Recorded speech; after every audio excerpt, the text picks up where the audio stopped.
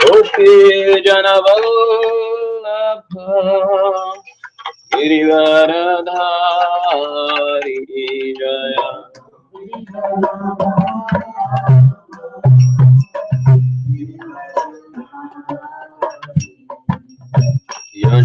Yashodanandan Braj Janaranjan Yashoda Yashodanandan Braj Janaranjan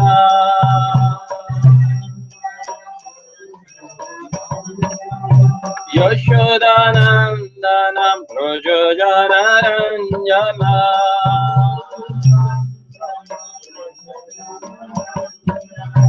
Yamuna तीरावनचारी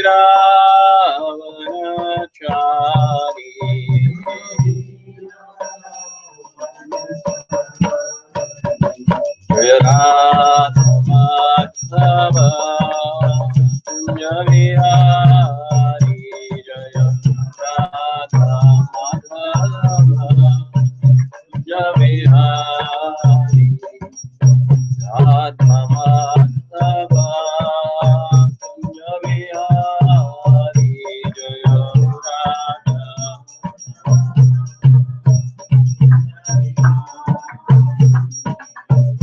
Hare Krishna Krishna Krishna Hare Hare Hare Rama Rama Rama Hare Hare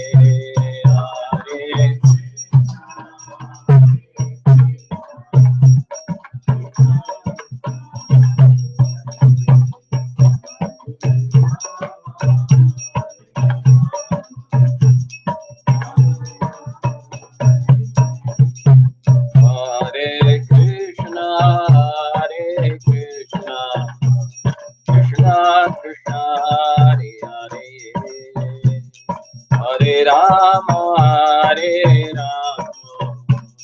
Rama Rama Hare Hare Hare Krishna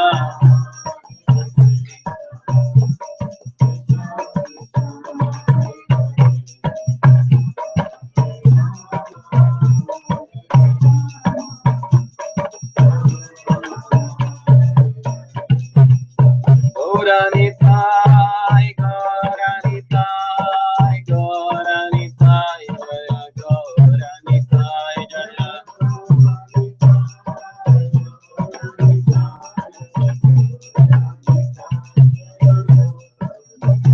Jaya Jaya Prabhupada Prabhupada Prabhupada Prabhupada Jaya Jaya Prabhupada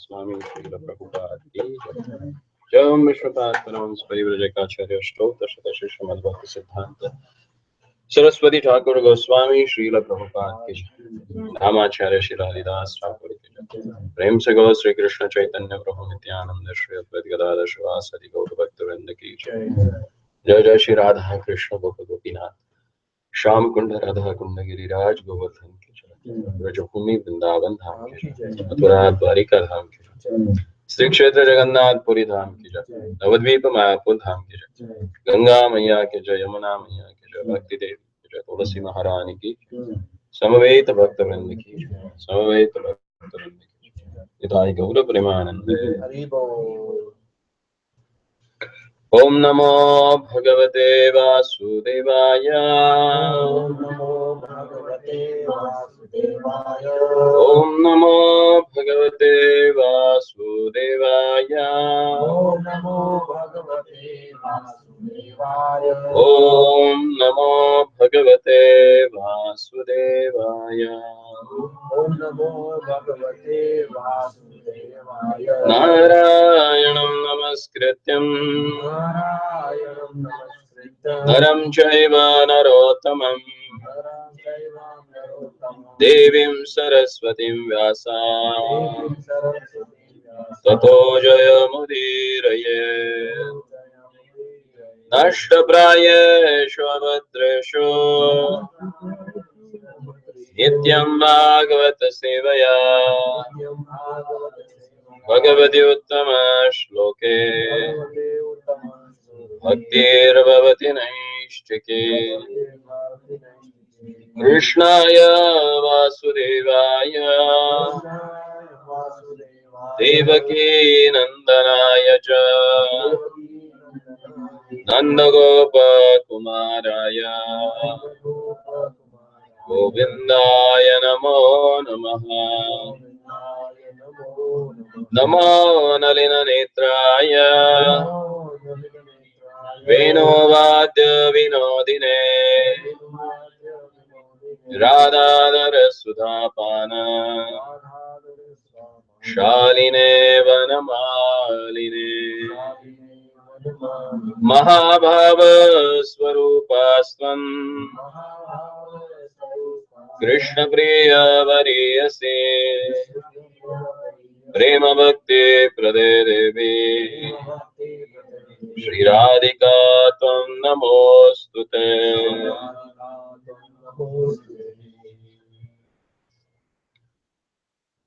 It has that wireless adapter or what? This will do? Yes. Huh? Yes. On the right hand side. On your left side. Yeah, left side. No, that's it. I'm correct on the left side. So we have already gone through 4 verses of Nectar of Instruction. Actually, this whole book, it takes us from the initial stage of devotional service up to the highest realm of spiritual life.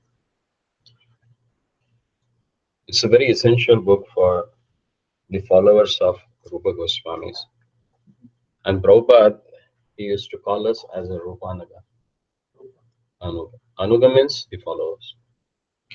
So whoever wants to follow this Gaudiya Siddhanta, they should know what Chaitanya Mahaprabhu actually wants from us. And that we can understand from Rupa Goswami's books.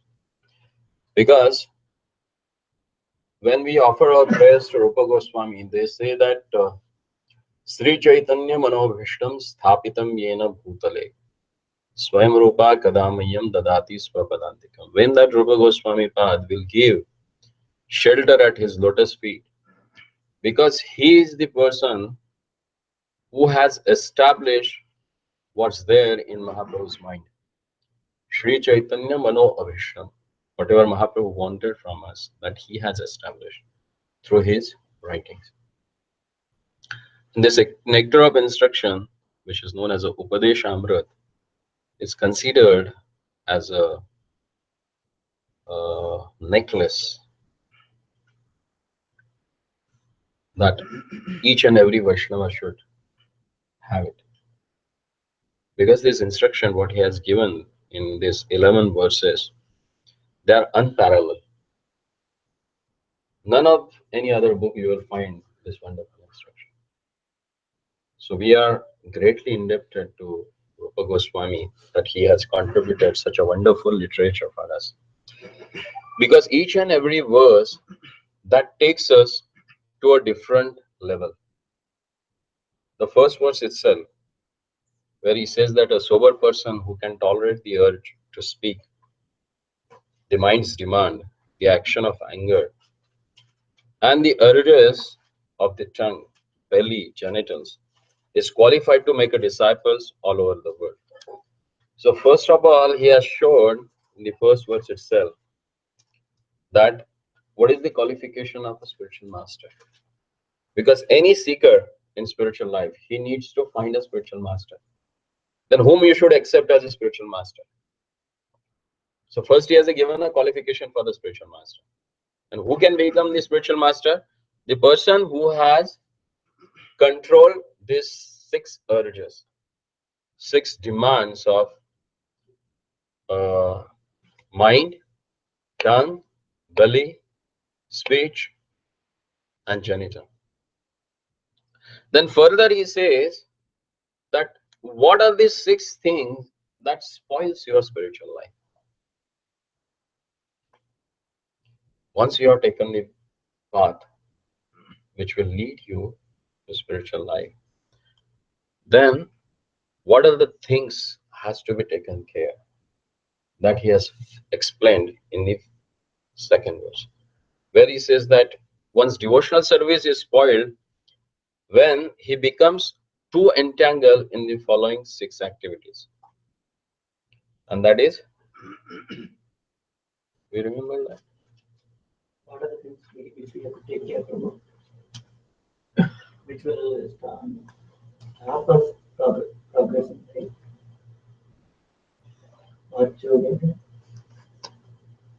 what you and what speech, careful about the speech, the unwanted association, overeating. You're grabbing from the first verse, second verse. The first quality is that if you want to seek a spiritual knowledge, if you don't know, straightly you should say, I don't know. If you start speculating, that loses your faith in Krishna consciousness. Ego is very strong. It works subtly. And that's why it is said it's a very thick layer that you have to cross. If you don't know, just agree that I forgot. And it's acceptable because we are born in the age of Kali. So to forget is our natural tendency. Atyahara prayashasya prajalpo niyamagraha. This 6th thing that spoils your spiritual life. So what is meant by atyahar? That's never called as atyahar. Try to understand that. Rupa Goswami was not that silly that he will just speak about the food. Atyahar is the tendency of accumulating or amassing wealth than necessary. That we have to understand. Definitely, I know that you have forgot the example also what Prabhupada has given there. Prabhupada says that there was a bag of grain was opened and kept on the road. Birds came, they took whatever capacity they have and they just flew from there. Cow came, she ate whatever she can, she left. And human being came, what he did? He collected the whole thing. He took that bag also and he gone from there. This is what called as a atyahar, accumulating than necessary. Not only a food, everything. Name, fame, even that thing also. That is called as atyahar. Don't always just get into with the food. People immediately they jump on that. Because we are on that kosha only, Annamay kosha. There are different koshas through which we have to pass through and then we can go to Anandamay kosha. So all we are on the Annamay kosha only. If we don't have a food in belly, no bhajan. Forget about that. So the first thing is that eating more than the necessary or collecting more funds than required. That's what atyahar. Second thing, prayashasya, or endeavoring for mundane things that are very difficult to attain.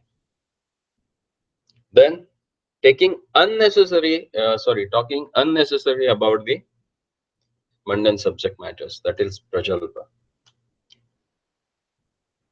Practicing the scriptural rules and regulations only for the sake of following them and not for the sake of spiritual advancement. That is niyama agraha.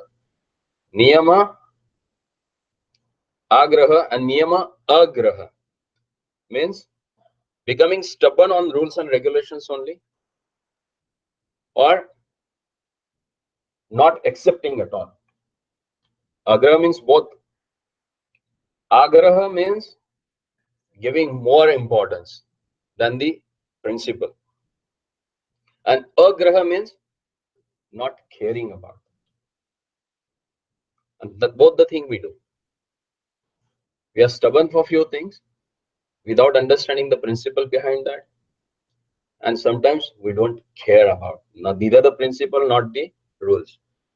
As per our own whims, we do that. That is also dangerous for your spiritual life. Then further he says, associating with the worldly minded persons who are not interested in Krishna consciousness.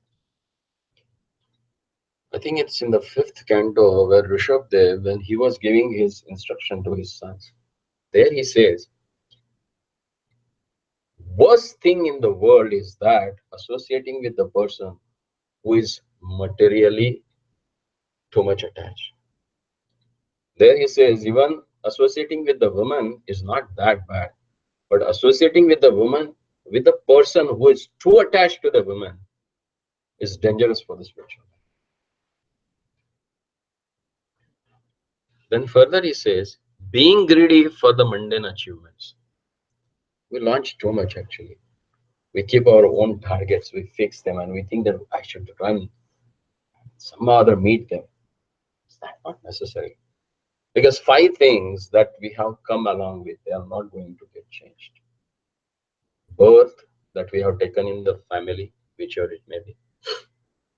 Education that you're supposed to get it, you will get that only, not more than that, or not less than that. Money that you will accumulate, that is also fixed. Whatever endeavor you may put. If you are going to earn this much amount, you are going to get that much, nothing more than that. Disease, what sort of a roga you are going to get at a particular time period, that you are going to get it. And death. These are inevitable, unchangeable. The day mother and father they have intercourse, same day your destiny has fixed. Because this body is considered as one of the dress. So once the conception has come into the mind of tailor that I'm going to stitch this, so the purpose has fixed for the dress. Whether it is an apron, whether it is a salwar kameez, whether it is a t-shirt, whether it is a kurta, purpose is final. Kurta means male. They're going to, now female also they use it. That's totally different. But these things are final and finished. You can't fine tune them. Then why to endeavor so much? That's what he says, that being greedy for the mundane achievements, that is also spoiling your devotional life. Nobody had one question. Yeah, So you are welcome. everything like you mentioned, like everything is fixed but going to happen. So that's what you can like. So some things like if some guys put in like they are some disease like let's say cancer. So someone says that there is because of lifestyle. So is it true like Why that lifestyle is there? because it is karma? See, nothing happens by chance in this world. Everything has some background for that to happen in this world. Otherwise, it never happens. That we have to understand. Every action has equal and opposite reaction. It does not mean that when Newton, what's that? Newton's law, Yeah. only that Newton has given and then it's started happening. No, it happened previously also.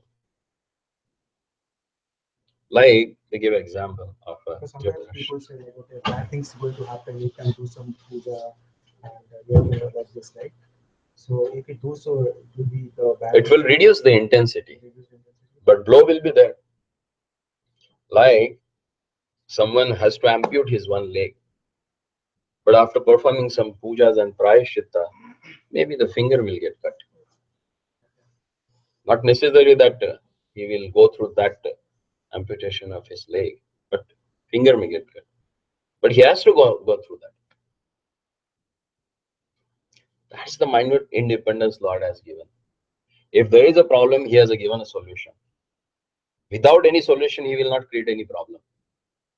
That means in the world, whenever you see there is a problem, definitely there is a solution for that.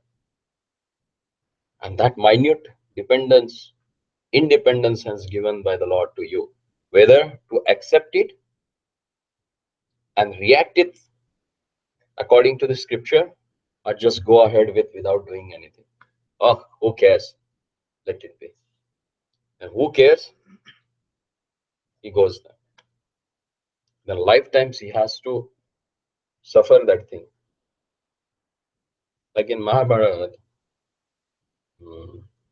Dhritarashtra, just look at his life. He had the bodily strength of 10,000 elephants. Can you imagine? He was one of the strongest person in Kuru dynasty. He was a handsome, but born blind. Even though he was the elder son, but he never became a king rightfully. Because as per the Vedic injunction, the person who is incomplete, because he was not having eyes, so he is not qualified to become a king. Even though he was knowing all the scriptures, he was well versed in Anushasan and everything, administration. But because of this, he got rejected to become a king. But by the arrangement of providence, he became a king. He got married with one of the lady who was considered the beautiful woman of that time, Kandhar. Till today, they say that Arabic beauty is unparalleled. And she was from Afghan, Kandhar, one of the most beautiful women of that time. But what's the use? He was not able to appreciate her beauty because he was blind. On top of that, he got married with her. He conceived 100 sons. They became most powerful and chivalrous personalities. But all they got killed in. So when the whole battle was over, he asked Krishna, because he heard from Sanjaya that he is the supreme, and that's what he has spoken to Arjuna. So then he asked, you only said that you know Bhuta, Vartaman, and Bhavishya, past, present, and future. Why don't you sit like this? They will not go anywhere. They will stand there. He doesn't want to show that. Huh? It doesn't happen. They are at that side. That's what Niyam Agraha. Too much that important to do. So where we were? He asked Krishna. Yeah, he asked Krishna, what have I done in my previous life that I have to suffer like this? And Krishna said, if you are ready to hear it, I'm going to tell it. Listen, 50 lifetimes back, you were a hunter. And with the fiery arrow, you lighted fire on bird's nest. And that nest had 100 small birds inside. All they got burnt out. And when that male and female bird came to extinguish that fire, they were not able to do that, but they lost their eyes. So to get the karmic reaction of that, you have to suffer like this. He said, but why after 50 births? I would have got reaction next birth itself. Why have to wait for the 50 births? Then he told him, to have a one son, you need to do heaps of pious activities. Then you become qualified to have a one son. But to suffer that reaction, you need to have 100 sons at a time. So all the 50 lifetimes, you've done so much of pious credits, so you were able to become a king. On top of that, able to conceive 100 sons. And when you got 100 sons, you got that reaction. So every action has its own reaction, but it has its own time frame. That we have to understand. And when we come to devotional service, things become more subtler for us. The small thing they started mattering us. They really create importance in our life. So we need to understand all these things. Without that, life is not that easy. Then further in the next verse, he explained about six principles favorable to execute devotional service. And what are those? Hopefully you remember. Yes. Enthusiastic, Exactly. Utsahat. associate with the right devotees, Yes. Satovritti. but whatever favorable food, prasadam only we should have. That is not correct. Nothing. That These are the your addition in that. two. Rupa Goswami has given only six things, not eight. So he says that utsahat. Utsahat means with being enthusiastic. Nishchayat. Nishchayat means with determination. Dhairyat, being patient. Tat tat karma pravartanat, acting according to the regulative principles. Sangatyago, giving up the association of mundane people. How you will give it up? Unless and until that place is filled up with the proper association, you will not give up the association of mundane people. Because you need that gap filled up. Otherwise, it's difficult to give up. So, Sangatyagat Sato Vritti, developing good qualities. When you are in the association of devotees, automatically you will start developing that qualities. And now we'll see how one should increase that association, how one can cultivate that association of devotees. That's very important. You may be in contact with the philosophy for 10 years, 20 years, but unless and until if you do not have a proper consciousness and proper relationship with Vaishnavas, you will not grow in your spiritual life.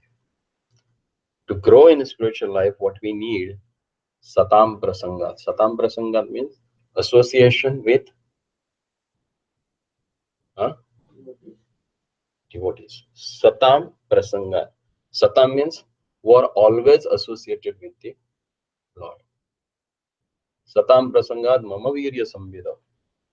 In the association of devotees, when you start hearing about Lord, that will develop proper consciousness.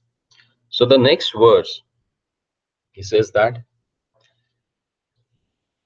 Dadate Pratigruhanati. How you can associate with the devotees or increase your relationship with them? Dadati Pratigruhanati. Guhyam Akhyati Prachati. Kunjate Bhojate Chaiva Shadavir Priti Lakshana.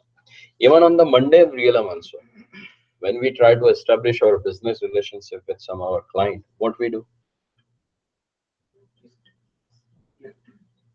We give them some gift, call them for the dinner, spend some money on them, so that our relation can become thick, strong. So same way in devotional life also, you have to use that principle. And what do you have to do? Dadati pratigranati. What you can give to devotees? That's the first and foremost thing, because that will clear your mind. But when you develop your Krishna consciousness, then what you can give them is your realization about the scriptures. You can discuss with them. Guhyam Akhyati Prachati. You can discuss with them about philosophy, about your realization, sharing his realization. Because that will, like, If I read something from this book, maybe the one paragraph, whatever my realization, not necessary that you will have same. Your understanding is totally different. So at one point you get like a 5-6 different views on that. That is what Dadati Pratikrihnati. This is what you have to share with. So all the views of that particular matter can be discussed and understood. And then you will get your own realization. And then comes Bhunjate Bhujate Chaiva.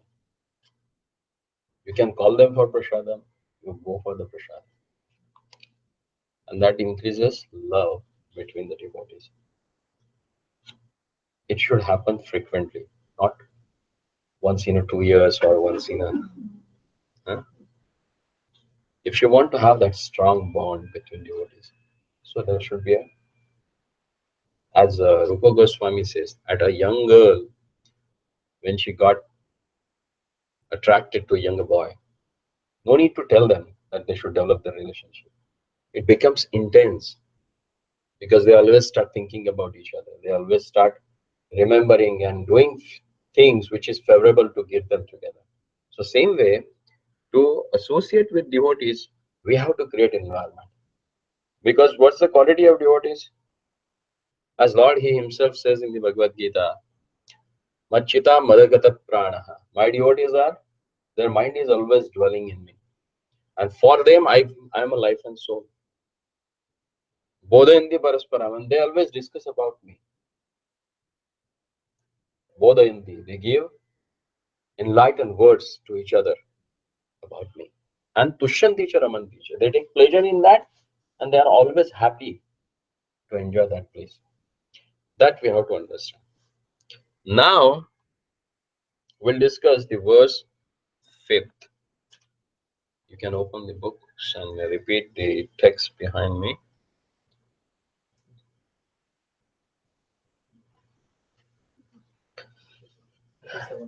Krishneti yasya giritam manasandriyeta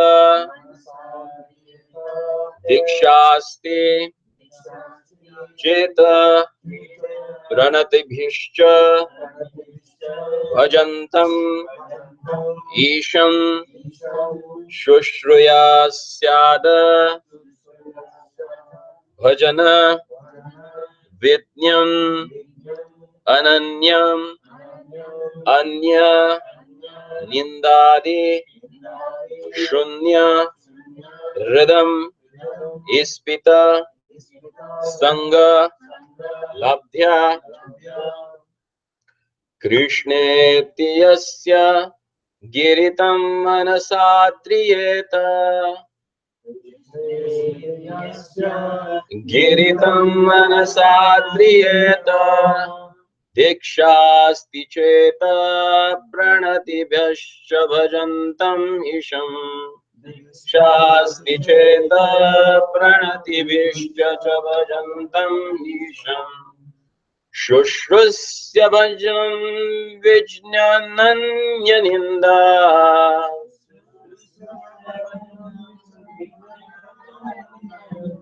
adishunyāradamispita sankalabdhya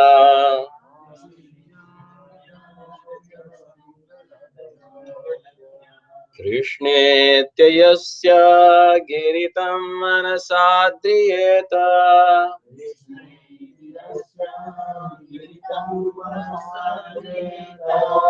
dikshasti cheta pranatibhyascha bhajantamisham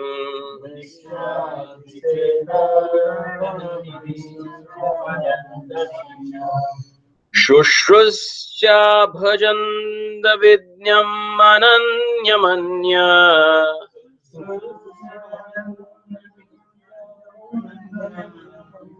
nindadishunyāradamispita sangalabdhya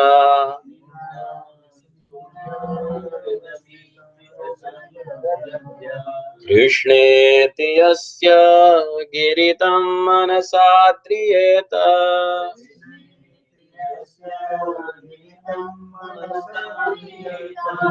दीक्षास्ति चेता प्रतवेश्च भजन्तमीशम्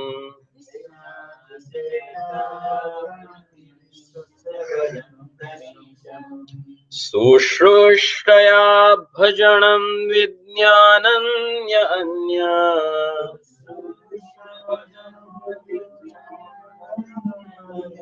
निन्दादिशून्याररमिस्फितसङ्गलब्ध्या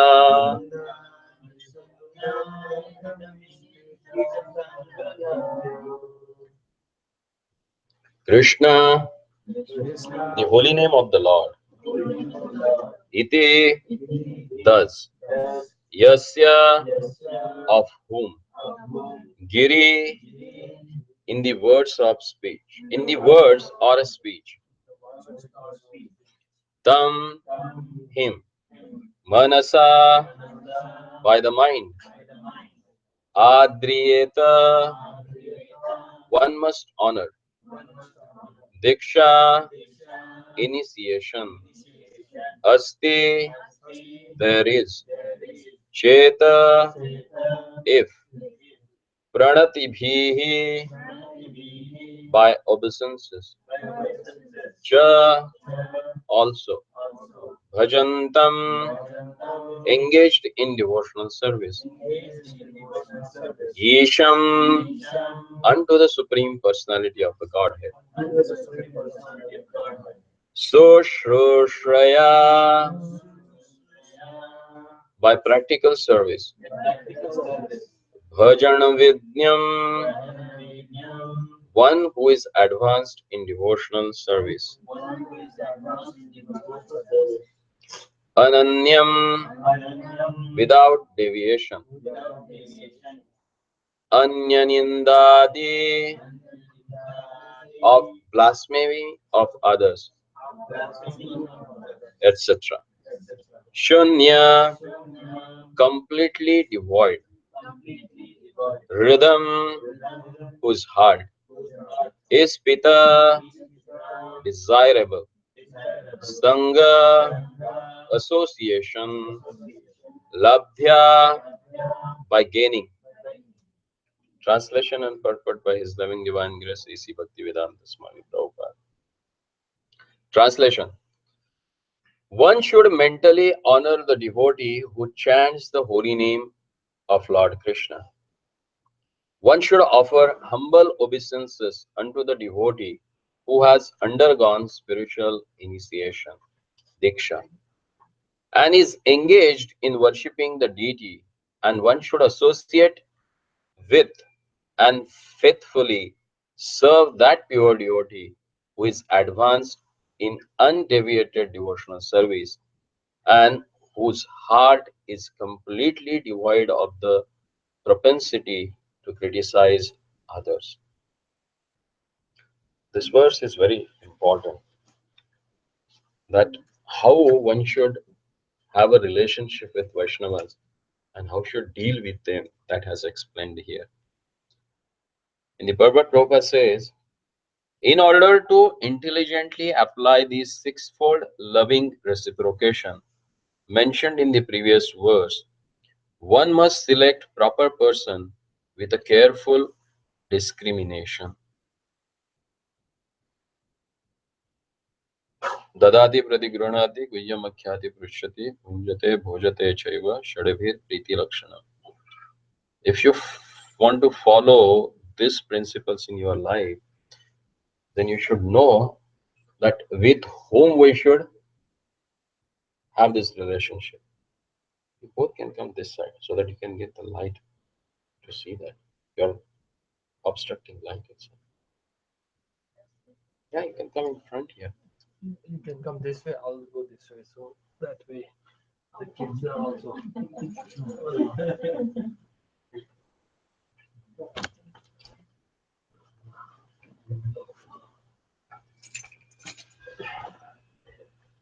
Srila Rupa Goswami therefore advised that we should meet with a Vaishnava in an appropriate way according to their particular status.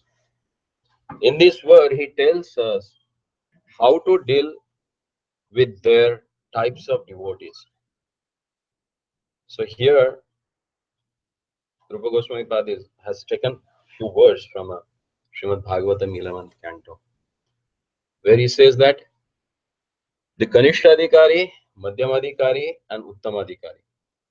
The Kanishtadhikari is neophyte who has received Harinam initiation from the spiritual master and trying to chant the holy name of Krishna. Generally, what happens when someone takes initiation, he is in air. He thinks that he is something better than other. But what it has said, he is a Kanishta. And what happens to the people like us who are not even Nowhere. Nowhere. It's like a street dogs. I know. No, I know. But here they say, right, that Vaishnava should not do the association of or the association with Kanishta Adhikari. So then, how that relationship works out? Some of us, like, we're not even initiated. No, it's not said that you should not associate with the Kanishta Adhikari. So, like, you have to be careful with what kind of people you associate. But never said that Kanishta you should not associate with the Kanishta Adhikari. He is a Adhikari, at least he has some Adhikar. So you should associate with him, so that you can get rid of a mundane association. Mundane association is totally different from Kanishta Adhikari.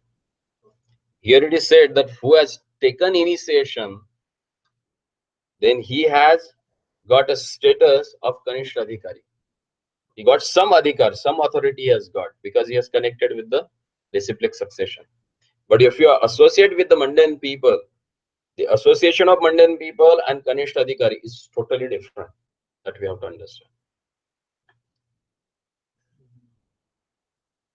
Our situation, see, the first thing that we have to develop, that is dainya. Dainya means considering ourselves low than the blade of grass. Like a blade of grass, anybody come and goes. They trample it, they step on it. It never rebukes. It always tolerates that thing. And same way you have to maintain your consciousness. Consider yourself lowly. That's why if you read all these songs written by Narottam Das Thakur, Bhakti Vinod Thakur, what is their mood? What mood they are showing? They are the Paramahansas, but they are showing the mood of a person who is not even a devotee. Sri Krishna Chaitanya Prabhu Daya Karo More. Mosama Patita Prabhu. Then there will be no one as sinful as I am. Do you think he is? But he is having that consciousness. And we are sinful, but we think that we are. I'm a smart, I know so much about us, read so much about. We have that abhimana. So the first and foremost qualification to accept the spiritual knowledge is humility. That's why Trunadapi Sunichena Tarodapi Saishna Amani Namana Dena Kirtanya Sadar. Who can chant the holy name of Lord? The person who has developed these four qualities. Dainya, Daya, Anyamana, Pratishtha, Vivarjana. Chari Guni, Guna Hoya, Karaha Kirtana. That's what Bhakti Vinod Thakur says. Dainya, you should consider yourself fallen than anyone else. So that itself makes you qualified to attract the Lord's mercy. Because the child which cries a lot, parents, they pay more attention. Is that true? You are having experience about that. So same way, the person who comes consider himself lowly, Lord tries to brings him up. He looks at them first, who is at the bottom. So that's the first and foremost quality. So Kanishta Adhikari and associating with the Mandan people is totally on the different plane. So the Kanishta Adhikari is a neophyte. See the phrase that Prabhupada used here. Kanishta Adhikari is a neophyte who has received the Harinam initiation from the spiritual master and is trying to chant the holy name of Krishna. He is trying to chant the holy name of Krishna. It's not that he has attended something, that's why he has awarded with the initiation. Few people, they have that misconception. Now I am senior because I got initiated. The word initiated itself means beginning. Initiate. What is that? It's like an initial stage.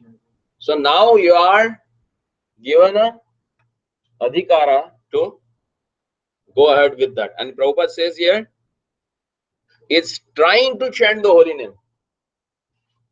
He's not chanting, he is trying to chant the holy name. That we have to understand. Then further he says, one should respect such a person within his mind as a Kanishta Vaishnava. Then further he says, a Madhyam Adhikari has received spiritual initiation from the spiritual master and has been fully engaged by him in the transcendental loving service of the Lord. The Madhyam Adhikari should be considered to be situated midway in devotional service. The Uttama Adhikari or highest devotee is one who is very advanced in devotional service. An Uttamadhikari is not interested in blaspheming others. His heart is a completely clean and he has attained the realized state of unalloyed Krishna consciousness. According to Srila Rupa Goswami, the association and service of such a Mahabhagavat or a perfect Vaishnava are most desirable. That one should associate with Uttamadhikari, because his association is most desirable. One should not remain a Kanishta Adhikari, one who is situated on the lowest platform of devotional service and is interested only in worshipping the deity in the temple. Such a devotee is described in the 11th canto of Srimad Bhagavatam. Acharyam eva haraye pujam yashraddhaya hete natat bhakshe bhakteshu channeshu sabhakta prakrita smritaha. A person who is very faithfully engaged in the worship of deity in the temple, but who does not know how to behave towards devotees or a people in general, is called Prakrita Bhakta or Kanishta Adhikari. So here the definitions has given for the particular status of devotee. That's why it's very essential to read it. Unless and until you read this, you will not come to know with whom you are associated. Because you may be for several years in touch with the society or in the association of deity, but you don't know with whom you are associating. You will not know that how much you have gone further. Because what boosts your spiritual life is association. That acts as a catalyst. That's what has explained actually. One therefore has to raise himself from the position of Kanishta Adhikari to the platform of Madhyam Adhikari. Now he is describing about Madhyam Adhikari. All these instructions are given by the Lord to Uddhava in Uddhava Gita. And same instructions Rupa Goswami Pad has given us in his Upadeshamrut. And Prabhupada in his purport, he is making us understand in detail that whom we are actually associating with. That's very essential. Ishvare tadabhinneshu balisheshu dvishatsu cha prema maitri krupapeksha ya karoti samadhyamaha. Ishvare tad adhineshu balisheshu tvishat sucha prema maitri kripa apeksha yah karoti sa madhyama. The Madhyamadhikari is the devotee who worship the Supreme Personality of a Godhead as the highest object of love, makes friends with the Lord's devotees, is merciful to the ignorant, and avoids those who are envious by nature.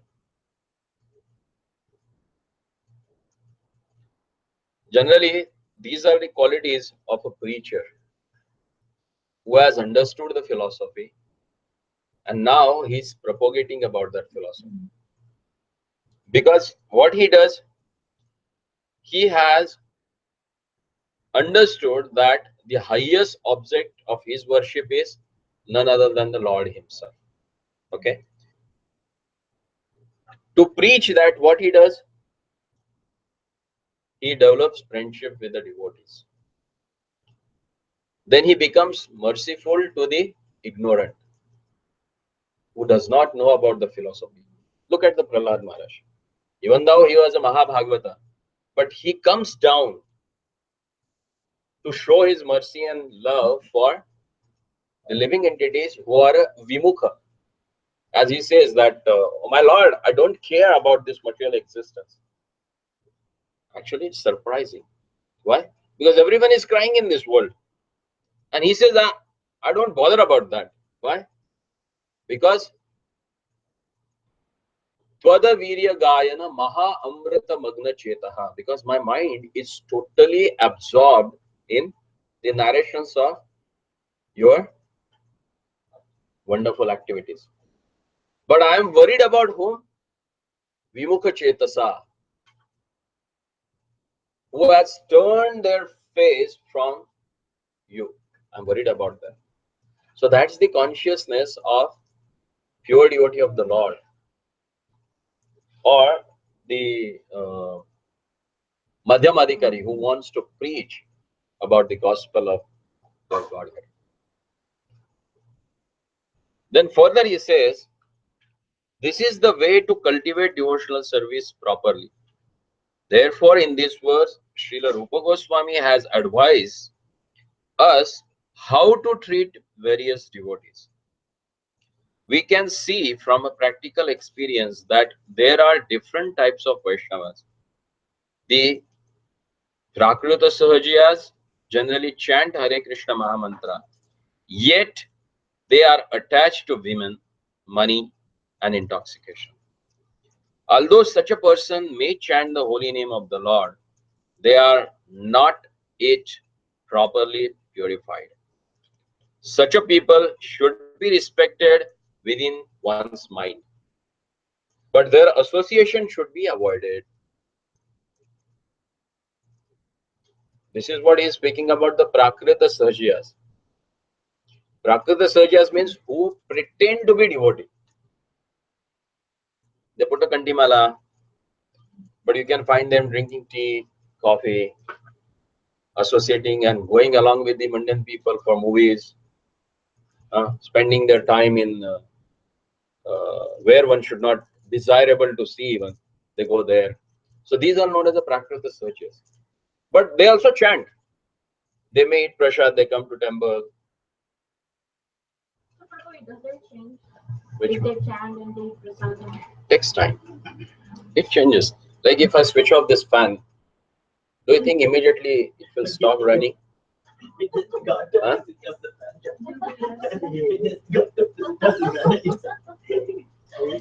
Do you think it will stop immediately?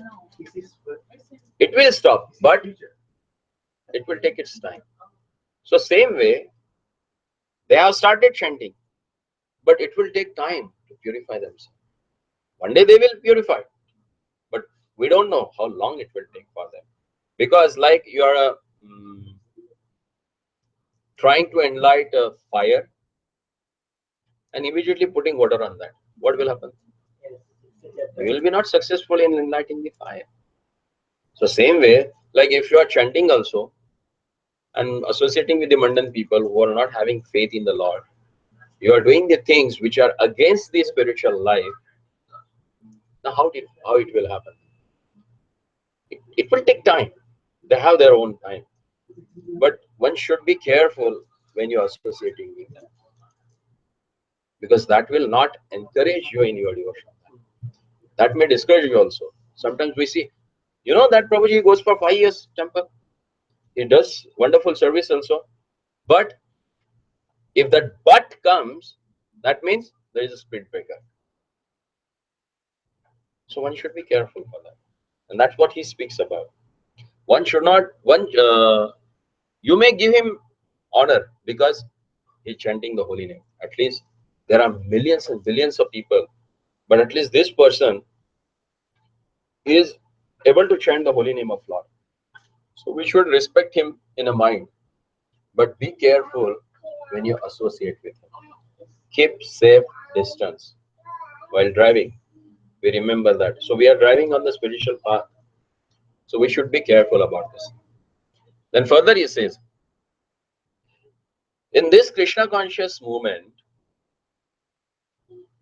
a chance is given to everyone without discrimination of caste, creed, or color. Everyone is invited to join the movement. Sit with us, take prasad, hear about Krishna. When we see that someone is actually interested in Krishna consciousness and wants to be initiated, we accept him as a disciple for the chanting of the holy name of the Lord. When a neophyte devotee is actually initiated and engaged in the service by the orders of spiritual master, he should be accepted immediately as bona fide Vaishnava. And obeisances should be offered unto him. Out of many such a Vaishnavas, one may be found to be very seriously engaged in the service of the Lord and strictly following all the regular principle, chanting the prescribed numbers of rounds on a japa beads, and always thinking of how to expand the Krishna consciousness movement. Such a Vaishnava should be accepted as a Uttama Adhikari, a highly advanced devotee, and his association should always be sought. So now he is speaking about the Madhyamadhikari and Uttamadhikari. So Madhyamadhikari is that person who is initiated, seriously taking care of his vows. Huh? But Uttamadhikari is that who has taken fully shelter of the Lord, as well as he is preaching about this gospel. And his association, as Prabhupada said, that you should always be sought. You should always desire to associate with him. That's most important. The process by which a devotee becomes attached to Krishna is described in Chaitanya Charitamrita Antya Leela, 4th chapter, text number 192. Diksha kale bhakta kare atma samarpana, sei kale Krishna tare kare atma sama. Diksha kale bhakta kare atma samarpan, sei kale Krishna tare kare atma sama. What is meant by this initiation? Try to understand this. Taking initiation means at the time of initiation, when a devotee fully surrenders to the service of the Lord, Krishna accepts him to be as good as himself. This is what initiation means. The person who takes beta, Krishna Chaitanya. Taking initiation means what? Surrendering. Diksha is not for the namesake. Prabhupada used to say, it's the dedication of heart than just formality. Like George Harrison, he never took official initiation from Prabhupada. Prabhupada said, no need for you. Your name itself is Harrison, son of Lord Hari. You won't need that. You just continue with your profession that will please me. And he became a great devotee. And everyone considered him and honored him as like that. Otherwise, think who will give such a prime property to the Iskcon? Been to London sometime? The Bhaktivedanta manner that he has given 18 acres of land at the heart of London. Who will give that? We have seen devotees, they came, they dedicated, but they amassed, collected so much of wealth, being sannyasin and being great leaders of society, and they are gone. They were initiated highly in the sannyasi post, GVC, chairmen. Where are they now? What matters is your inner consciousness, your inner dedication for the service of the Lord. George Harrison, the Beatles group. So that need to be understood. Diksha kale bhakta kare atma samarpan. He surrenders himself fully. And then what happens? How Krishna reacts with that? Sei kale Krishna tare kare atmasam. Get with same intense love for him. And he makes him as himself, as you are as he. So that is the process of initiation. Just not a formality that getting new tulsi bead, fancy tulsi bead, like a great from small size, putting a nice tilak, having that shawl like this now initiated so I can put like this. That's not an initiation. Again, that will go then Prakriti Sahajiyas, imitating to be as a devotee. And Lord never likes pretenders. And that's why you can't make it out who is who in Krishna consciousness. Vaishnavera Kriya Mudra Vikyena Pujai. By seeing his external feature, you can't make it out whether he is a great Vaishnava or he is a neophyte. So you need to be very, very careful. Unless and until you read all these scriptures, you discuss them, or you try to understand them from some senior devotees, it's very tough to know. Then further it says, Diksha or spiritual initiation is explained in the Bhakti Sandarbha, which is written by Srila Jiva Goswami. He says, Divyam Jnanam Yato Dadyad Kuryat Papasya Sankshayam Tasmad Diksheti Saprokta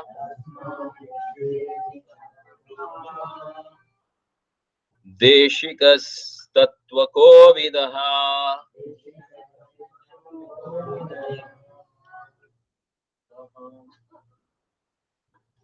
See, this is what wonderful. This is what Devanagari. If someone with an innocent heart, they listen it, they try to repeat it. And that's why you should bring your kids for the program. Because they start liking it. And somewhere in the core of heart, that impression they remains. You should not try. Some people, they think they get disturbed by kids. What sort of a mind you have that by seeing innocent kids, you are getting disturbed? What anarthas you are carrying in your heart? If you can't appreciate the kids. Generally, we say that बच्चे मन के सच्चे और भगवान के लिए अच्छे रहते हैं करके. But if you don't realize that, then what's the use of your big scholarship, big philosophy? Huh? For it's you're tough because Hindi is third language for you. The main essence of repeating all this thing is that this Devanagari is the language of Devas. So the people who are innocent in their heart, they can remember and memorize all this easily. And they can repeat word by word also. So here, the wonderful explanation about the procedure of initiation has given. What happens exactly during the initiation? What happens? It says, Divyam Jnanam Yato Dadyat. During the time of initiation, you get a Divya Jnana. transcendental knowledge you get. That is delivered by the spiritual master to that person who's supposed to take initiation. Then, Kuryat Papasya Sanshayam. What is meant by that? Destroys the sinful activities that you have committed already. It gets destroyed at that point. And further, Tasmat Diksheti Saprokta. This procedure is known as a Diksha. How many of you really know about this meaning? That this is what Diksha means? Somebody explained that this is what initiation means, not just external gestures, but this is what spiritual master does.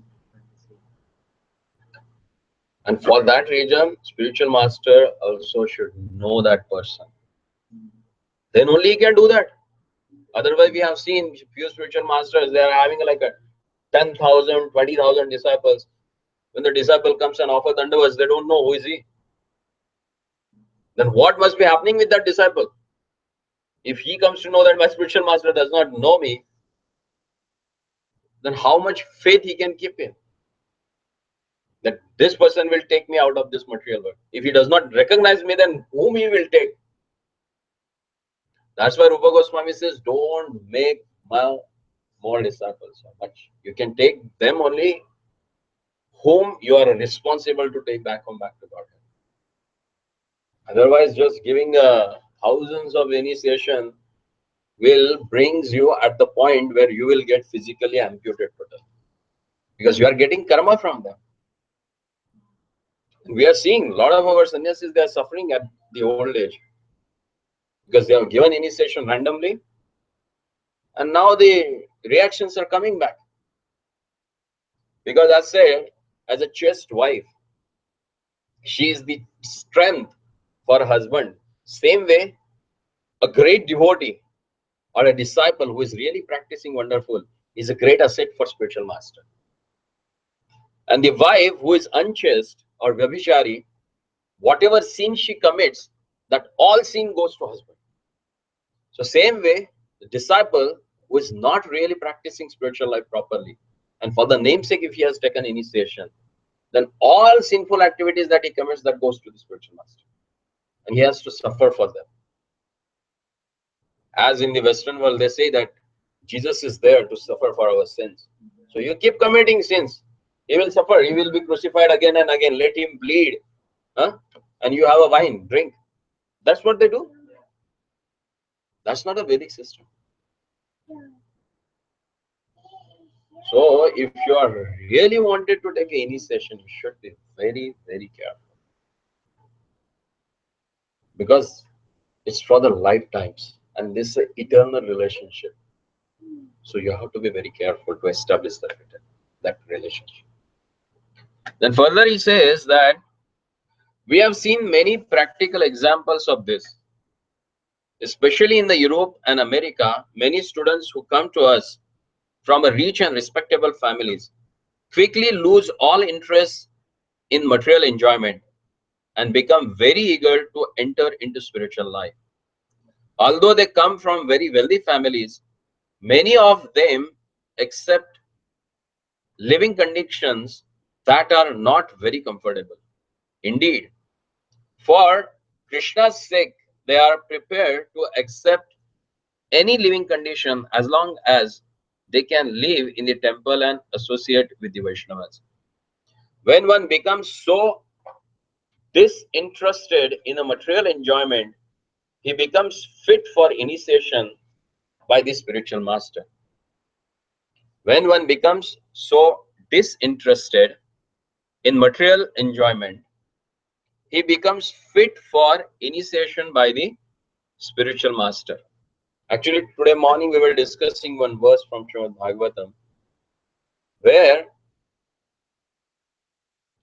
Shukdev Goswami is explaining to Parikshit Maharaj that what was the first thing that Brahmaji heard about in the beginning of creation. How do you know? You read that or what? Tapasya. Tapasya. That's the first thing. That's the first qualification for the person who wants spiritual life, who wants to progress in spiritual life. And here that's what it is said.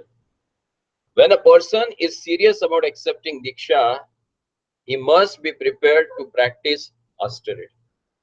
That is tapasya. Celibacy and control of the mind and body. If one is so prepared and is desirous of receiving spiritual enlightenment, divyam jnanam, he is fit for being initiated. Divyam jnanam is technically called Tat Vijnana, or the knowledge about the Supreme. Tad Vijnanartham Sa Gurum Evabhikachet. When one is interested in the transcendental subject matter of the absolute truth, he should be initiated. Such a person should approach a spiritual master in order to take Diksha. So here is the qualification to take Diksha as explained. Also in Srimad Bhagavatam, 11th canto, 3rd chapter, 21st verse, it is also prescribed, Tasmat Gurum Prapadded Jignasum Shreya Uttamam. When one is actually interested in transcendental science of the absolute truth, he should approach a spiritual master. One should not accept spiritual master without following his instructions. Otherwise, they like to have a spiritual master, but in photo frame. You know, this Baba, that Baba, when they were 150 years back, he was there, But he's my spiritual master. How come? Because he's not interfering in my day-to-day life. I can do any nonsense, but he is my Guru. But Guru means who points out your problems, who deals with that problems and take a corrective measures for that and makes you straight in your spiritual life. That is Guru. And first sentence Prabhupada says that one should not accept a spiritual master without following his instructions. So we need a live person who can give us instruction, who can make us follow what we should supposed to follow. Because instruction, they are not same for everyone. As per the development of your consciousness, instructions are different. Like for some, like George Harrison, Prabhupada said that no need for you to take initiation. For few people, he insisted. Through letters, even he gave them initiation. Why? Because they needed that.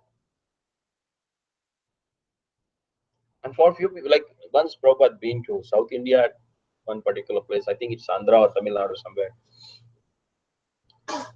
One gentleman, he was like 70 or more than 70 or 80 years old. He called devotees and Prabhupada at his place for prasadam. And like a heap of gold filled in a big plate, he came with that, he offered it to Prabhupada. And he said, Swamiji, I want the initiation. I want to accept you as my spiritual master. And Prabhupada said, okay, why not? He gave that plate to someone else. He took out his own beads and gave it to that person. Chant Hare Krishna. And that person he took and he started chanting and he started crying incessantly. And after 3 days, he left his body while chanting the holy name.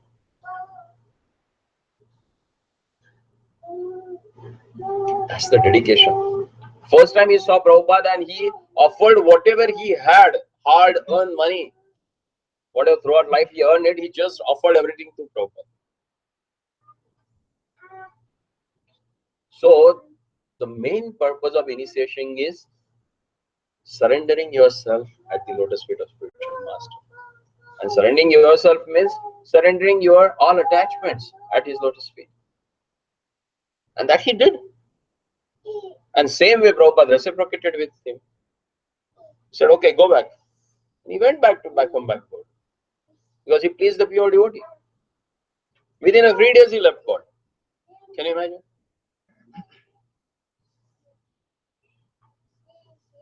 So what it needs? A dedication of heart. Sei kale Krishna tare kare atmasam. That same time when you accept a spiritual master, same time Krishna makes him as himself. This is what happens. The chanting of holy names of Krishna is so sublime that if one chants the Hare Krishna Mahamantra offenselessly, carefully avoiding the 10 offenses, he can certainly be gradually elevated to the point of understanding that there is no difference between the holy name of the Lord and the Lord himself. One who has reached such understanding should be very much respected by the neophyte devotees. One should know for a certain that without chanting the holy name of Lord offenselessly, one cannot be a proper candidate for advancement in Krishna consciousness. In Sri Chaitanya Charitamrita Madhya Leela, 22nd chapter, text number 69, it is said, Yahar Komala Shraddha Sekanishta Jana Krame Krame Teho Bhakta Aive Uttama.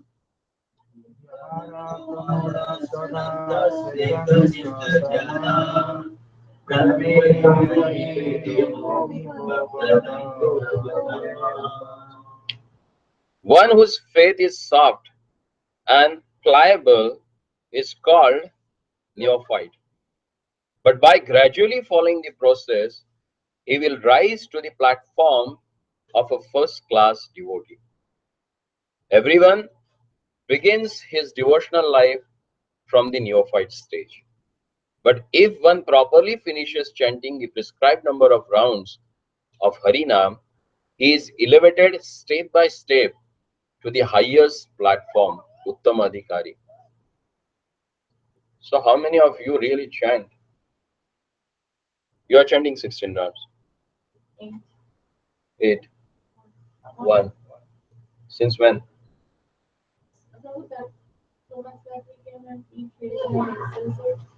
Okay, from that day you started, huh? Good. No, I started long back. Okay. So when you are going to increase now? Don't look at them. You have to decide that. Yeah, as soon as possible. See, it is said here clearly. One whose faith is soft and palliable is called neophyte. But gradually following the process, he will rise to the platform of first-class devotee. Everyone begins the devotional life from the neophyte stage. But if one properly finishes chanting the prescribed number of rounds of Harinam, he is elevated step by step to the highest platform. So how long you want to be that in the same platform? I have to change it, right? When? See, it takes 5 minutes to chant one round. Right. Lord has given us a 24 hours into 60. How much is that? 24 into 60? Around 1400. Hmm? 1400. 144 minutes. Then 1440 means 1440. That many minutes he has given us. How many minutes it needs to complete one round? 7. 6 minutes we will take. So amongst the 1440 minutes, how much we are spending? Huh? Somewhere around 90 minutes. 90 minutes. So even that much importance we are not giving to the Lord. Other things are that important that we are not getting even 190 minutes for Him. Just 90. Just sorry, not 100. 90 minutes. Huh? Amongst the 1440, you are not able to spare 90 minutes for Him. That's what your love and dedication for the Lord. That's what your devotion for Him. You can spend time to go to the market and spend uselessly more than 3 hours and buy what? Maybe one pouch, something which is not worth even after spending up 2 hours. Even traveling, you spend more than that time.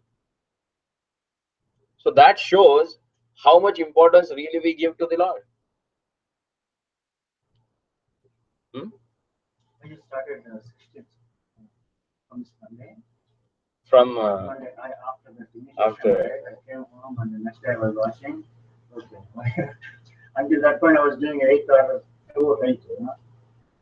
And I started 16 and then now I completed 16. see, if you have a will, there is a way. Yeah, that's He has given 1440 minutes every day for you, and you are not able to spare even 10% of that for him. Forget about 10%. It's like 80% or 60%. 90 minutes is just maybe 5%. Sorry, 6 or 5%. Huh? We are not able to give a 5% of that for him. Huh? This is what our commitment to the Lordship. Then, still, do you want to linger on that same platform, or want to go ahead? So, what is your commitment? From? Wow. What about you? Same? You would have said 16. Anyhow, if he chants for 8 rounds, automatically you are going to get a 4 rounds. So you will be now 12 rounds. Because whatever husband does, 50% goes to wife. That's true. That's true. That's why my wife, she said, she always helps me to render devotional service. She said, see, I'm not able to do that. As much as you want to do, you do it. I don't mind. So she forces me to chant sometimes 64 rounds. So she can get 32 rounds. We are doing a daily Srimad Bhagavatam conference, right? So they're like going through the Kadamamuni and Devotee. So that's it, like Kadamamuni said, whatever mystical opulences I have, by default, because of you're my wife and you're doing my service, you get all the. You are getting benefited by that. So what you are doing? It's okay. I will give you a new one. She is engaged at least. Don't worry about that.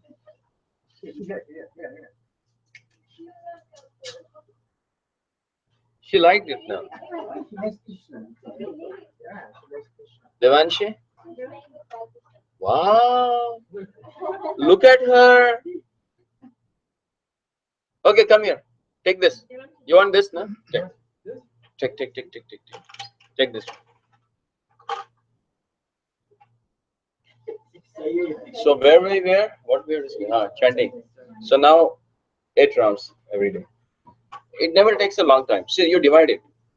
Like when I was working outside, I used to divide it in 4 parts. When you wake up, chant your 4 rounds. No hassle from anyone. It takes just 20 to 30 minutes. Take bath, or before taking bath, when you are fresh, everything, just wash your hands and feet, sit, chant your rounds. Trouble without bath also. 16 minutes I do that. Yeah, actually I was thinking like only after bath. It's Lord's name, it's purifying. In any stage you can take it. But better if you take bath and take it's good. If not possible, you have time, chant. Then before breakfast you can chant your 4 rounds. Before lunch you can chant. Before dinner you can, or after dinner you can. So this way you can just 16 rounds, easily it happens. And I think he can cooperate you for that much. He can take care for 15-20 minutes of kids. It's not a matter. But it needs that desire. Last time this 64 rounds day, that one family came. When they came first time to the temple, somebody told them in front of Prabhupada that you people should chant 64 hours. And they're shocked. What? 64 hours? That's like a father's dream for us. And no, we don't have that much time. And that day come, they sat, they came at 5 o'clock, and by 1:30 they finished their 64 rounds. And both were looking at each other. We have done 64 rounds today. And that husband, he said, From tomorrow, 16 rounds is easily for I can do it. It's not a big deal for me. And they have started 16 rounds now. After 3.5 years. It takes that long. But once you start doing that, because that shows your inner capacities, that how long you can go, how much you can stretch yourself. That's very essential. So I'm happy. At least you have started with 8. So next program we will have 12. You just enthuse him so that you are getting half of the. He should chant 20 rounds so you can get 10 rounds automatically. That does not mean you have to reduce your quota. You have to keep your also. Huh? Other means also true. Like if he does 4 rounds, he gets 8. No. I'll encourage him to do 16. Yes, thanks a lot. Being a, see, you know the meaning of Patni? This Devanagari Bhasha has a really good meanings even. For wife, they have a varieties of words. She is known as a Ardhangini. She is known as a Bharya. She is known as a Dhara. She is known as a Patni. Patni. Stri is different. Stri is Stri. Any woman can be a Stri. But Ardhangini, only she can become Ardhangini who really shares everything, not only a bed, but everything of that person. Sorrows, happiness, whatever pious credits he does, everything she shares. And Patni means Patana Trayate Sa, who saved his husband from his fall down, physically, mentally, spiritually. That is known as a Patni. So you have to decide what you want to be for your husband.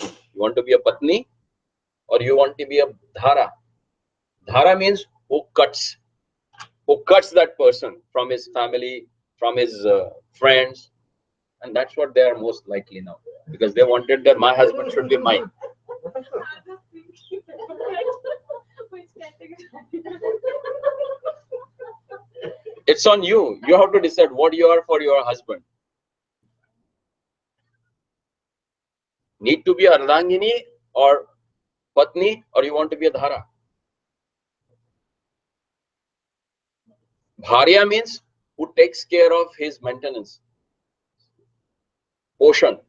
That's what they call it. Bharya means who carries actually. And Vivaha is the process which carries you beyond the Vaitarini river or Viraja river, means which takes you to the Lord. Vivaha, which takes you. How many people really knows about this? This is what actually you should know when you get married. And that Pandit should explain you that what you are actually doing now. Now they are more interested in. I was shocked. One of the devotees, he was a preacher, very senior disciple of his spiritual master. He called me for his marriage. He said, Prabhu, you should come and you should get done this function. I said, okay, I will do that. And I went there. Muhurta was like 11 past 15 or like that. They arrived at 1:30 at night with all their dhanda, dundun, all that, what they call Bharat. So they came at 1:30. After coming that, then they had a photo session. That lasts for another 2 hours. So like 1:30, 3:30 in the morning. Night. So 3:30 in the morning, then they said, now are enough with the photos and we wanted to get done the marriage ceremony. They booked 7 acres of a land for the pandal. Had near about 250 varieties of foods. And it is a pathetic, only this much place they had for the marriage ceremony, actual ceremony. At the extreme corner, they had like a 12 by 12 feet mandapam, and they said, now you can get done the marriage ceremony. I said, what is this? Is that muhurta that I should do it? And if I do it also, you will not get the proper result. For 7.5 years, they never got a child. If you don't get done ceremonies properly on time, this is what happens. He has to do a lot of penances, and he was reluctant to do it because he said, no, it's Krishna's desire, What the rascal done? The whole procedure was done whimsically, and now he says that it is Krishna's desire. And we have to go through different procedures so that they can conceive. And then they had a child. After having child also, he was so stubborn to perform namakaran and other things. Means sometimes on the garb of being a devotee, we think that we are from all the samskaras. We are something great. But one should not think like that. Who has made these rules and regulations? Lord Himself. So that we can get purified and elevate ourselves to that level where easily and spontaneously we can render devotional service. And it starts with what? So how much we give preference to chanting, that shows our intensity and love for the Lord.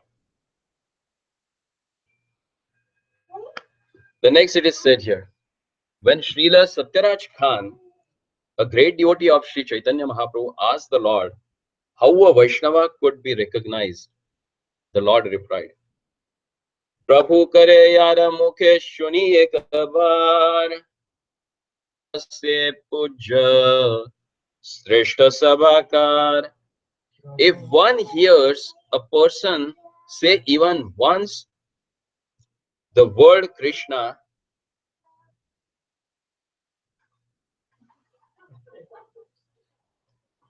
that person should be accepted as the best man out of the common group. That person is a special amongst the human species because at least once he is able to chant the holy name of Lord. Then further Lord says, Atayeva yaramukhe eka Krishna nam seyita Vaishnava kariha tahara saman. One who is interested in chanting the holy name of Krishna, or who by practice likes to chant Krishna's name, should be accepted as a Vaishnava and offered respect as such, at least within one mind. One of our friends, a famous, Prabhupada is now explaining about that first. One of our friends, a famous English musician, has become attracted to chanting the holy names of Krishna. And even in his records, he has several times mentioned the holy name of Krishna. At his home, he offers respects to picture of Krishna and also to the preachers of Krishna consciousness. In all regards, he has a very high estimation for Krishna's name and Krishna's activities. Therefore, we offer respect to him without reservation, for we are actually seeing that this gentleman is advancing gradually in Krishna consciousness. Such a person should always be shown respect. The conclusion is that anyone who is trying to advance in Krishna consciousness by regularly chanting the holy name should always be respected by Vaishnavas.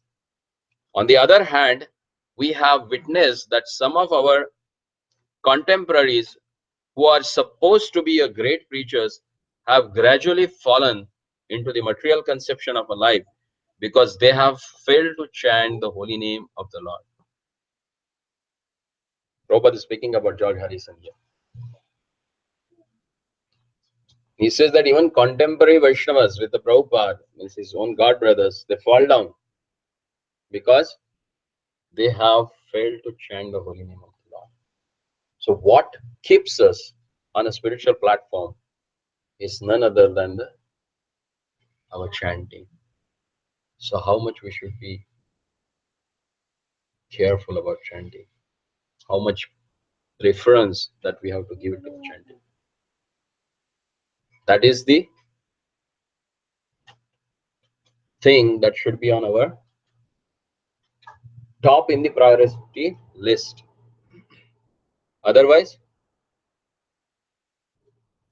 Krishna will reciprocate with us like that way only.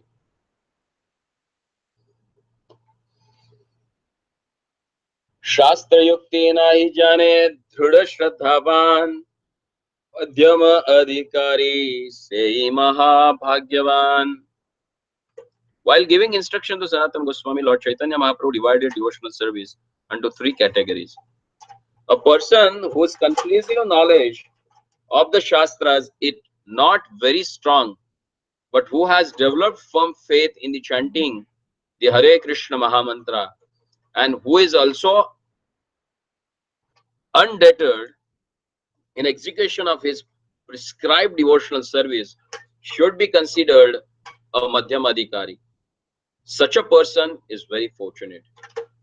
Madhyamadikari is Shraddhavan, a staunchly faithful person, and he is actually a candidate of further advancement in devotional service.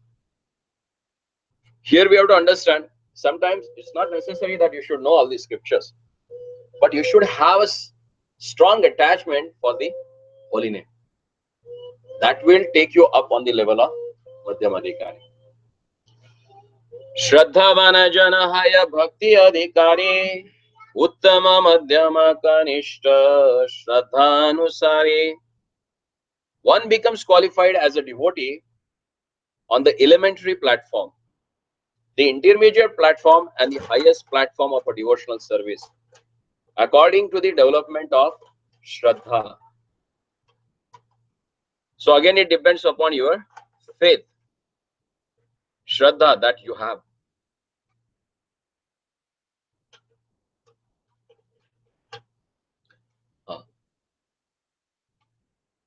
Next verse is very important. He says that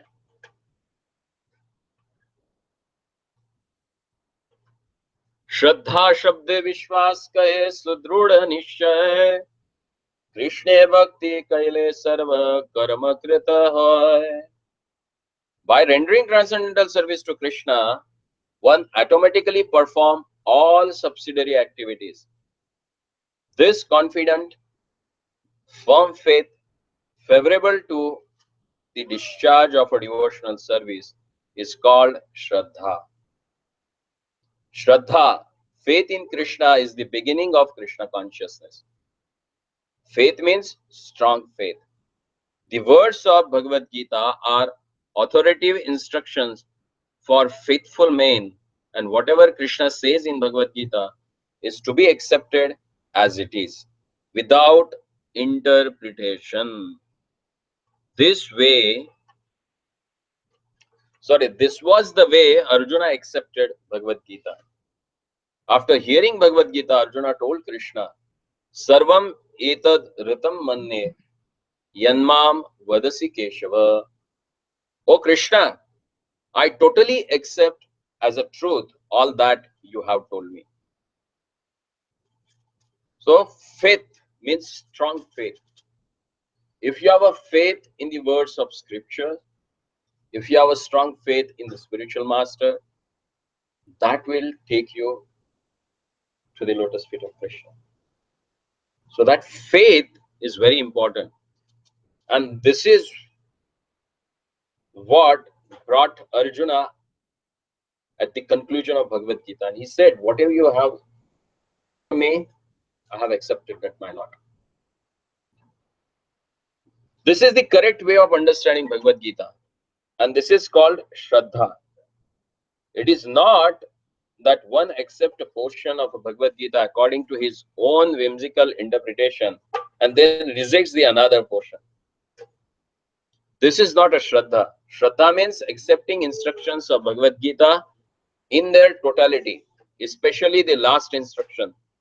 Sarvadharmana parityajya mamekam sharanam vraja. Abandon all varieties of religion and just surrender unto me.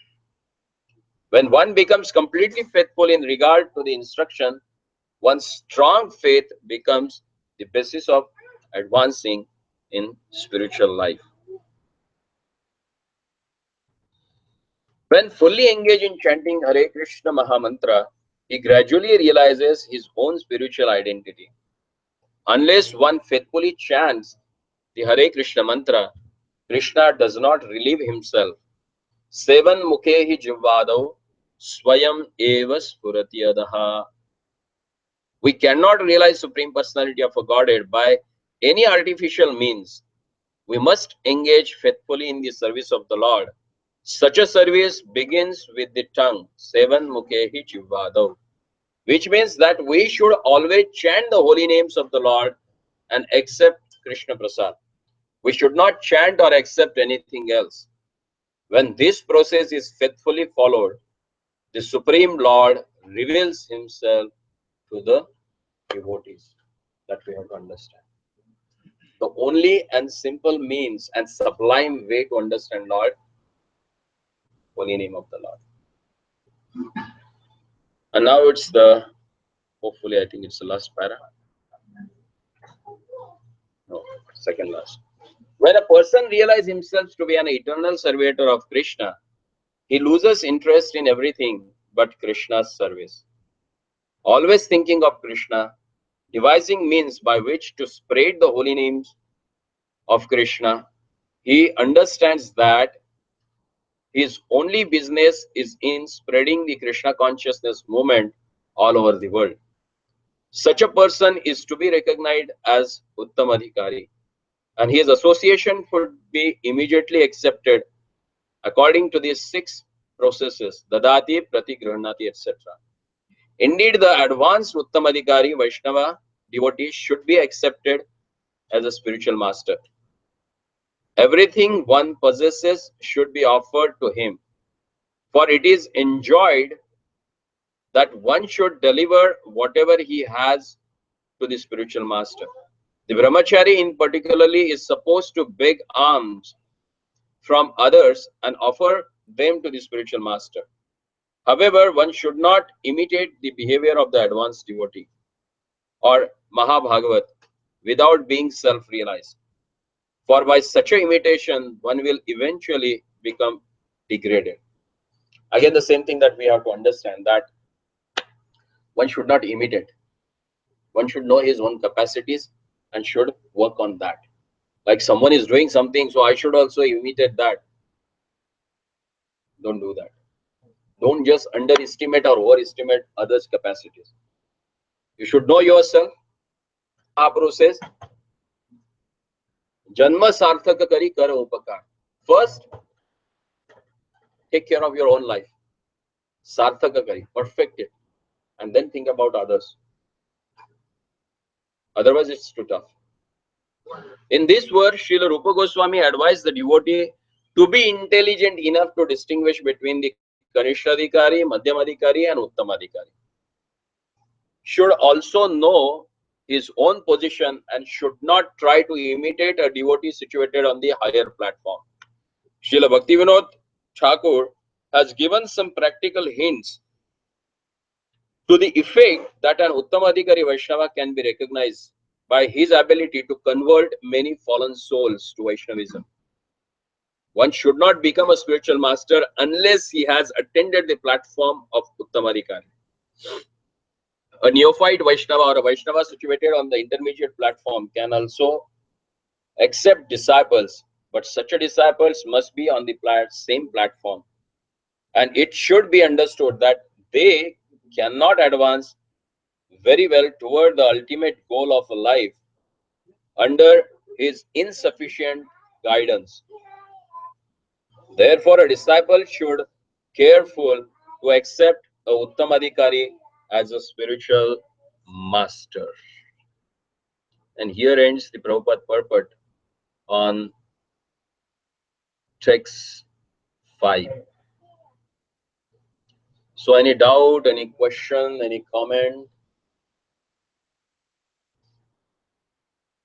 What I understood from this is, I mean, initiated, say, only only resource for us is just chanting. Because that's the only. See, whether you are initiated or not, the ultimate resource is chanting on. Because that's the beginning, that's the end, and that's the object. Sadhya, sadhan, both are same. Sadhya is holy name and sadhan is also holy name. Because it's not different from the Lord. Unless and until you realize that, whether you are initiated or not. It's not useful. Even in the higher stage also, if you reach and if you don't have that faith, that's why Mahaprabhu says here that Shraddha Shabda Vishwas Kale Sadhrudha Nisha. You should have that determination with strong faith. Strong faith in what? Holy name. Because that's what going to save you, not anything else. Taraka mantra is Mahamantra. Nothing else will deliver you from this world. Harer Nama, Harer Nama, Harer Nama Eva Kevalam. Past, present and future. What is going to save you? Harer Nam, Harer Nam, Harer Nam. Kaleva Nasteva Nasteva Gatiranyata. There is no other way, no other way, no other way. Anything you wanted to put it strong, what do? You write, you enforce it thrice. 999. I'm not going to do it, not going to do it, not going to do it. That shows the strong point. So same way, in the scripture it is said that Harer Nam, Harer Nam, Harer Nam Eva Kevalam, nothing else. Whether it is the beginning stage or the end stage. One more question I have that initially when you said everything is fixed, right? So how much while you're doing your job or you're doing your daily activity, right? What is your criteria to say, you're doing over versus some other things, even though you are doing, you think that you're doing over, but sometimes, it's like, it becomes like a necessity for your life for some different reasons. So how do we put, which criteria should we use? Simple One thing, example is, I'm giving my example, like, okay, you are at a particular stage of your career. Now you are getting, management is involving you more and more into with added responsibilities. You cannot say no, of course, but you're going in that path. Uh, where do you think that you're going too much? Priorities. What is your first priority? Spiritual. That solves everything. If that is your priority and something is coming in between that, what do you have to do? You have to adjust with the priority or you have to adjust with the things which is coming in between. That's what you have to do. So then, If you have a will, there is a way. See, we are not that busy like the Brahma. yes. He is managing the whole universe and still he is engaging himself in the devotional service of the Lord. And he is also a living entity. He's not something great. What made him a great is his dedication. He set his priority first. The first thing and foremost thing for me is to remember the Lordship. If that is clear, everything can happen. What do you think? The temple president, becoming a temple president means what? Is the worse than to become a president of America. And someone is doing that. Why? Because he's chanting. If he's chanting his rounds properly, he can able to manage. Just in today's purport only, there Prabhupada writes down, a good devotee can be a good manager. Because a good Vaishnava can organize things with the purpose. Because a good devotee can understand the real purpose of life. And according to that, then he will arrange the things to fulfill that purpose. And you can see, find out the history. Who has done greatest work for the world? They were the great devotees of it. Look back in the history. Like Krishna Dev Rai. He ruled his dynasty ruled for 350 years in South India. And that was like a golden era for South. Because he was fully dedicated to the Lordship. All the temples got regenerated. He built so many temples of the Lord. He dedicated so much of And it is said that like nowadays, here they sell it everything in the mall. In India, you see, still they sell subsies on the roadside. In his kingdom, they used to sell all the jewels, gems on the roads. They used to sit on the roadside and they used to sell. Can you imagine what sort of a kingdom they had? Why? Because the king was totally dedicated for the service of the Lord, and still everything was managed. The first emperor of the universe, Maharaj Priyavrat,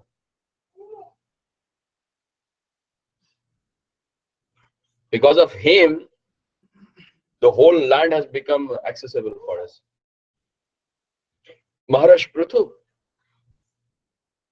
Maharaj Ambarish, all the great personalities, they excel in all the realms. Why?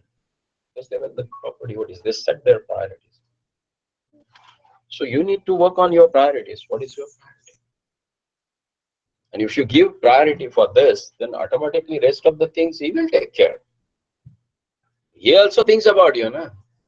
He is giving 100% of his life for me. In same returns he gives them. He facilitates in such a way that everything happens for your arrangement. Then whatever responsibility, like look at Bhakti Vinod Thakur's life. Have you read Samantha Goswami's? All grahasthas you should read biography of Bhakti Vinod Thakur. So you have a responsibility of 2 kids. He had 13 kids, 1, 3. Okay, and single wife. And who was he? Second to Viceroy. He was a magistrate. He used to solve cases what the British government used to take like months together. He used to solve them in the 2 hours. That's what the ability was given by the Lord to him. Because he gave first preference to the Lord. He denied. He said, I don't want this magistrate. I want to quit my job. Then the Viceroy asked him, why? He said, see, I'm wasting a lot of my time for coming and going from Krishnanagar to Navadvip. And it's a waste of a time for me. I can't do anything in that, my spiritual practices. So I'm giving my resignation.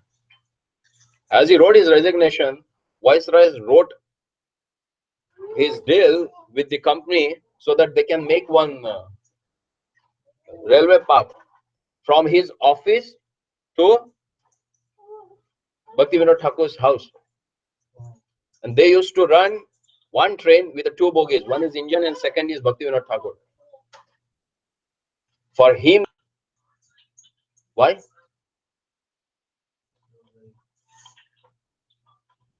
He wrote 125 books in different 5 languages. If you have a desire, it's ultimately dependent on us. He says, Ye yadamam prapadyante tam tateva bhajamyam. He is reciprocally respondent. The way you reciprocate with him, if you give 10%, he will 10% release the mercy. If you give 80%, he will give 80% of mercy. So it depends on you. And he arranges like that. I have realized in my life that how he helped me out in all these situations. It depends upon your reciprocation, how much you reciprocate.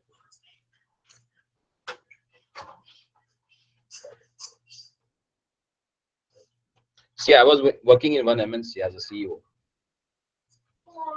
And it was like morning 5 o'clock, I have to leave and come back at like 1:30 at night. My wife used to say that, what's this? Before marriage, we used to talk like 8 hours on the telephone. And right now, once in 8 days, we are able to see each other's face. What the hell we have to do with this life? Leave that thing. I left my job. And next day, I got job in Vrindavan. Morning 9 o'clock, I used to go to the office. 5 o'clock sharp at back home. So rest of the time, I can chant my rounds, go for parikrama. It's like a daily business going to Vrindavan parikrama. See, arranged. Take this. My wife was surprised how things are happening with us. Never thought of that. Leaving Bombay, going to Vrindavan, getting the job with the same salary package as you're having in the Bombay. It's like a dream. If I tell someone else, they will think he's lying. But that was the fact. He arranges. He has his own plans for everyone. Provided you should surrender. You should just, okay, I'm yours. You take care of now. And Lord has given a promise. In Ramayana, when he saw that Vibhishana, he came and he said, my Lord, I'm yours. Lord says, now there is no question. Whether he's a friend or brother of his enemy, if he has surrendered to me, it's my responsibility. I will take care of it. We should have that faith. We are not doing any wrong by chanting or by dedicating our time for spirituality. My boss used to give me some extra time. Okay, you go and chant your rounds. I will finish it off. He used to do my work. So Lord helps you. And every time I got such a job that morning, if I go for my site visit, I can finish my at least 10, 12 rounds. That much time I used to get no disturbance, nothing. So it depends upon you, how you want to take it. It's amazing. But he tests you also. He puts you in such a calamities that he tests your faith, whether it is really there or not. अगर आप उसके लिए उतर गए आप, then he's give you that thing which you can't imagine. That's essential to know, to understand, and do it. Okay.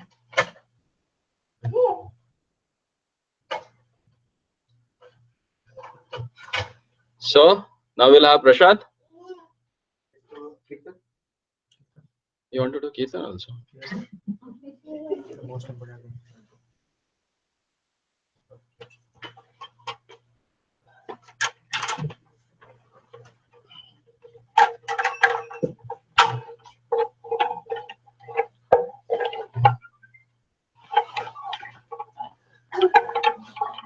Oh.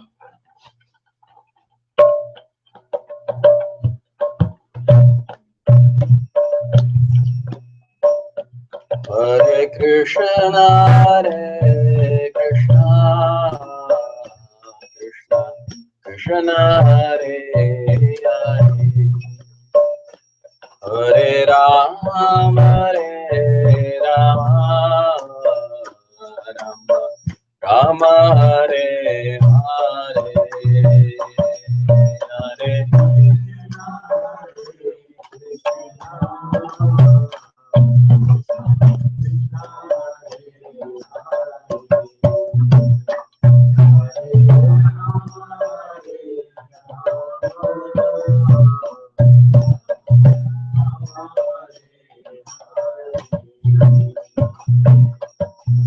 Hare Krishna, Hare Krishna, Krishna Krishna, Hare Hare, Hare Rama, Hare Rama, Rama Rama, Hare Hare,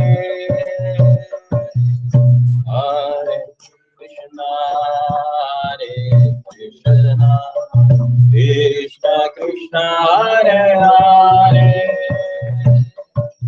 Hare Rama, Hare Rama, Rama Rama, Hare Hare, Hare Krishna, Hare Krishna, Krishna Krishna, Hare Hare, Hare Rama, Hare Rama, Rama Rama, Hare Hare, Hare Krishna, Hare Krishna, Krishna Krishna, Hare Hare, Hare Rama,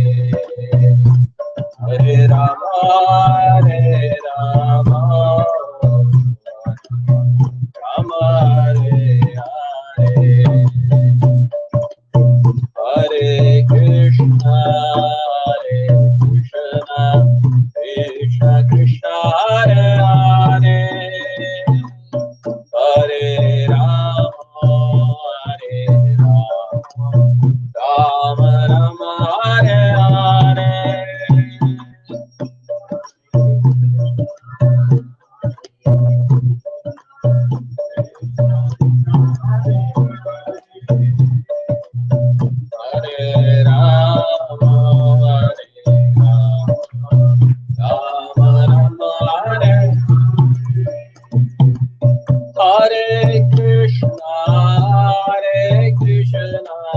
Krishna Krishna, Hare Hare, Hare Rama, Rama Rama, Hare Hare, Hare Krishna, Krishna, Hare Rama, Hare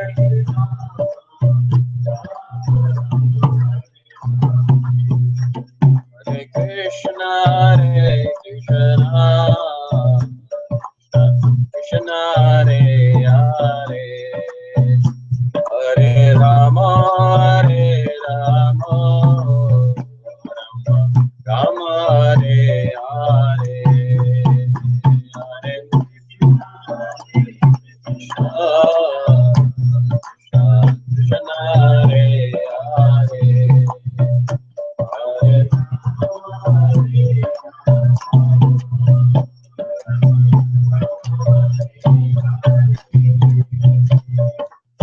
Hare Hare Krishna, Krishna Krishna, Hare Hare, Hare Rama, Rama Rama, Hare Hare, Hare Hare Krishna, Krishna Krishna, Hare Hare, Hare Rama, Rama Rama, Hare Hare, Hare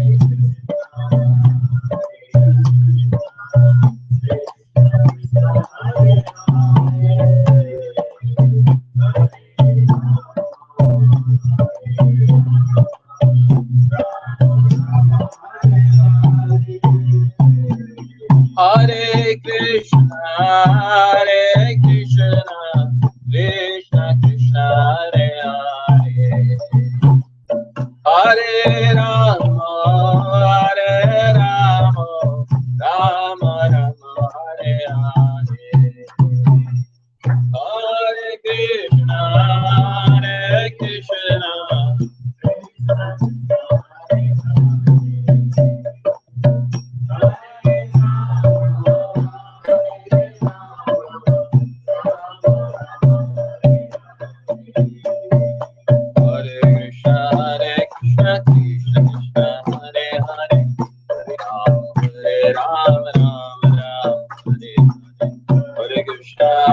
Krishna Krishna, Hare Hare, Hare Rama, Rama Rama, Hare Krishna, Krishna Krishna, Hare Hare, Hare Rama, Rama Rama, Hare Hare, Hare Krishna.